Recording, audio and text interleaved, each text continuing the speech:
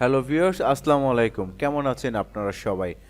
এক রাতেই সোনার দাম কেন এত বেড়ে গেল? আজ কিনবেন নাকি অপেক্ষা করবেন?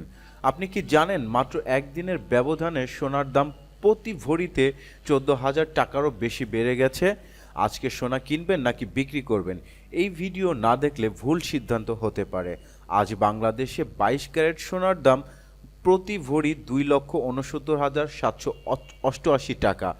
এটা বাংলাদেশের ইতিহাসে অন্যতম সর্বোচ্চ দাম। গতকাল এই একই 22 ক্যারেট সোনার দাম ছিল 2,55,616 টাকা। মানে একদিনেই দাম বেড়েছে 14,171 টাকা প্রতি ভরি। ভাবা যায়? এখন প্রশ্ন, হঠাৎ সোনার দাম এত বাড়লো কেন? এর পেছনে তিনটা বড় কারণ আছে। এক, আন্তর্জাতিক বাজারে সোনার দাম বেড়েছে। দুই, ডলারের বিপরীতে টাকার মান কমেছে। তিন, বাংলাদেশে খাঁটি সোনার সরবরাহ কমে গেছে। এই তিনটা একসাথে হলে সোনার দাম লাফ দেয়।